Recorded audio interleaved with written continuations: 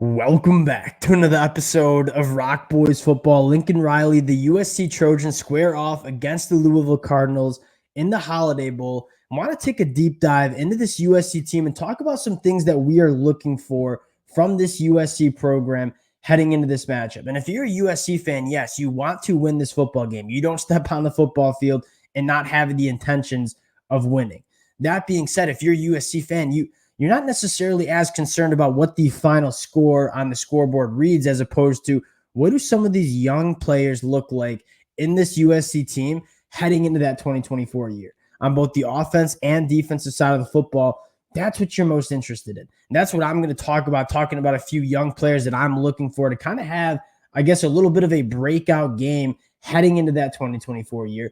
Really excited to get into this one. Before we do, just want to say thank you to you guys, and a special shout out, as always, to the USC fans. This is a program that I've just absolutely loved talking about, but more importantly, the amount of support you guys have shown the boys through the highs and the lows of the 2023 season has been amazing. Cannot thank you guys enough. If y'all do enjoy the content, consider subscribing to the channel, and would love to hear from you guys in the comment section.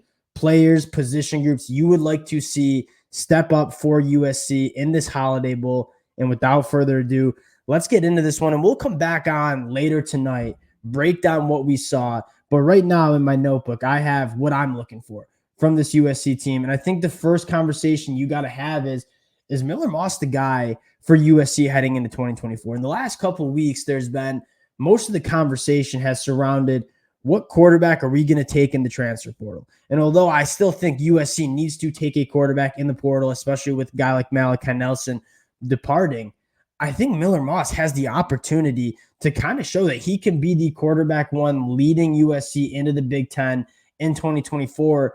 Now, talking about Miller Moss, the talent's not a question. I think many USC fans still remember him coming in that 2021 class was one of the more coveted quarterbacks available coming out of high school. He has all the talent. He has the tools that you need. And more importantly, he stuck it out. Like a lot of quarterbacks, when Lincoln Riley takes the job and brings over Caleb Williams, who wins the Heisman and is kind of the unquestioned starter for the last 2 years, a lot of quarterbacks would have transferred. Miller Moss, this program so clearly means a lot to him. And I think he wants the opportunity to show that he can be the quarterback one for this USC program in 2024. He's going to have the opportunity to show that in this game. Now, a couple of things you're looking for from Miller Moss. Again, the talent is there. Now you're looking at this. You have the pedigree to be that quarterback one. How does he look like in command of this Lincoln Riley offense, right? Are the checks happening at the line of scrimmage? Are the balls coming out on time? Are they coming out accurately? Does he look like he's in rhythm with this offense? And I'll say this, I think there's a very good possibility that it's going to look like that. And this is a guy that has stayed and studied behind Caleb Williams the last 2 years, has gotten a lot of reps in practice. You haven't seen it on the field yet in any meaningful capacity. I think there's a chance that he does show that tonight against the Louisville defense that has been dominant. I mean, Louisville has a phenomenal front seven. They're going to bring pressure. If Miller Moss shows out in this game, and I'll say this, Louisville has all their dogs playing. Like, there are not a lot of opt-outs. There are a lot of guys coming back for the 2024 year.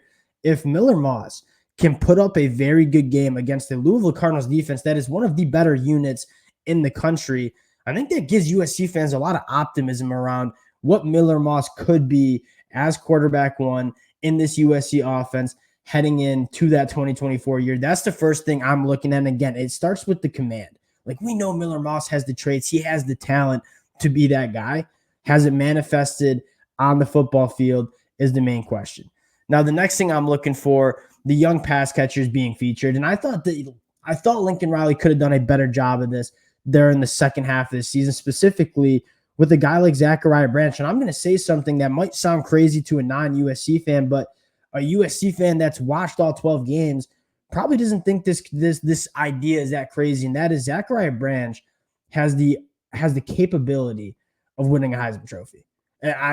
You look at Zachariah Branch, and anytime he touches the football, he can make a game-changing play. He just has that special speed. He has that special movement skills. His ability to make people miss in space and just be an electric playmaker with the football in his hands allows him to impact the game massively. And I, quite frankly, didn't think Zachariah Branch got enough work as a true freshman. I get it was a loaded room with a lot of NFL talent and a lot of veteran guys, and he was a true freshman.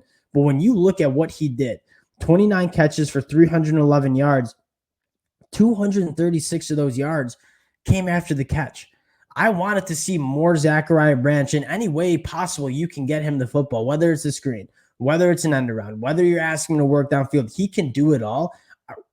I want to just see the football in Zachariah Branch's hands. And I think with kind of that wide receiver room thinning out a little bit, with some guys going to the NFL, with some guys hitting the transfer portal, you're going to get the opportunity to see Zachariah Branch and what he can do in this USC offense is kind of a centered piece in this USC offense. Another guy I'm looking at, Deuce Robinson. You look at USC and the success they'll have in 2024 on offense, it's going to be from Zachariah Branch and Deuce Robinson. Like, those are the guys that are special in that 2023 class. I think Deuce Robinson can be kind of an elite guy working the middle of the field, right? When you look at his athleticism and his size, right? That is a guy that can be kind of a matchup nightmare. I would like to see that from Deuce Robinson in this game. And that's not to write out a guy like Jacoby Lamb or Mekhi Lemon, who also can be massive playmakers in this USC offense. I want to see the young guys featured and get an idea of what they can do as the featured tools and weapons in this offense. Next thing I'm looking at, this USC offensive line, specifically a guy like Elijah Page, who sounds like as a true freshman is going to get the start at right tackle. I would like to see a little Alani Noah too. This is a very good Louisville defense. And Elijah Page has looked really good in the limited snaps that he's had for USC. He's going to have the opportunity, I hope, to kind of show what he can do against, again, a Louisville defensive line that is very, very good, one of the better units in the country.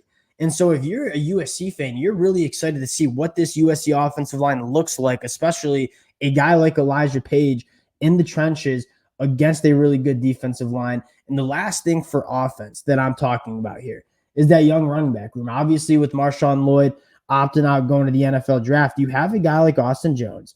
But my eyes are going to be on a guy like Amarian Peterson, but more importantly, Quentin Joyner. You look at in his limited snaps in this 2024 year, 16 carries for 124 yards, average 7.8 yards per carry. I mean, that is extremely impressive. The number I have circled here, 10 forced missed tackles. That's how you say it.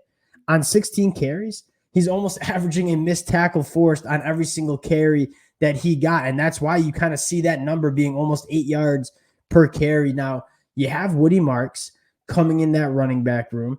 I think you feel good about a veteran presence like him.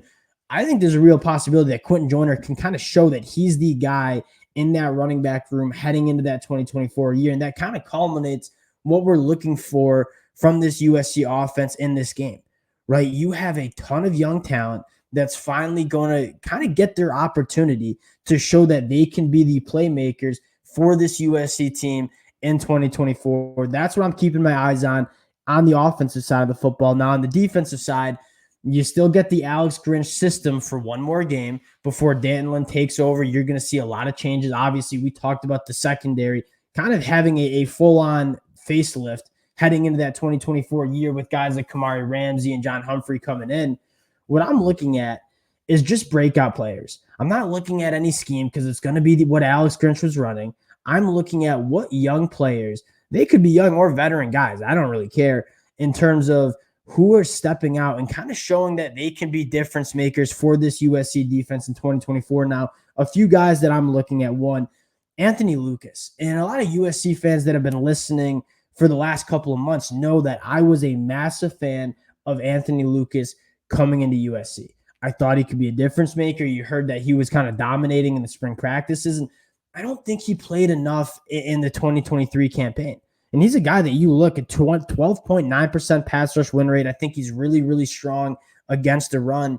I'm hoping to see a little bit more Anthony Lucas and hoping that he can have the opportunity to show that he can be counted on and kind of be a difference maker on that USC defensive line. Another guy I'm looking at, Braylon Shelby, true freshman this year. I think he's going to take a massive step. This is a guy that has the traits to be a really good edge rusher.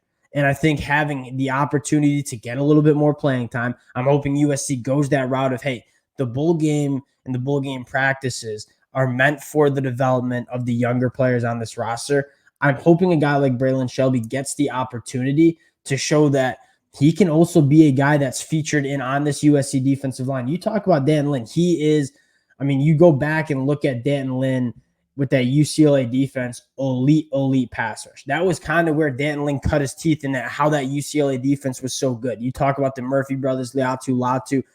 They want to get after the quarterback. And having a guy like Anthony Lucas or Braylon Shelby, some guys that we haven't necessarily seen as much as we wanted to kind of break out in this game would be really nice in terms of the optimism you have about what Dan Lynn can do with this defense. The last guy I want to talk about, and a guy we haven't talked about really throughout the season, Christian Pierce.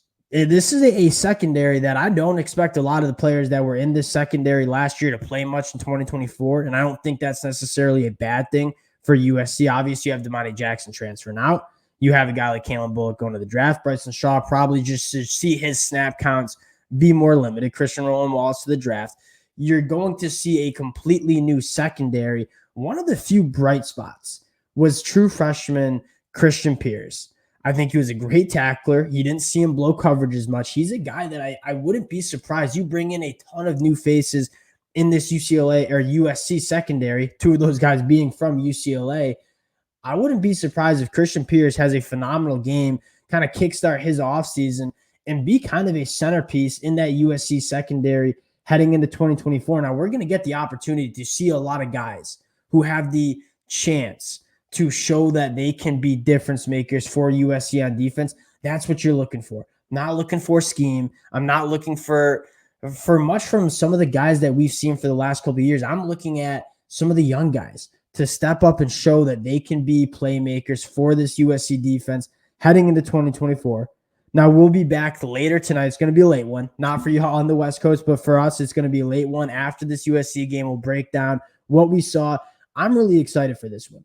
This is a team that, again, I think has so much talent. It just needs to be developed. And you bring in a guy like Dan Lynn, you bring in a guy like Doug Belkin, and so it's a team that I think I have a lot of optimism for heading into 2024. Really excited to see what we see from them tonight in the Holiday Bowl. Appreciate you guys rocking with the boys. We'd love to hear what you guys are thinking in the comment section, your breakout players that you're looking for, and we'll talk to y'all later tonight.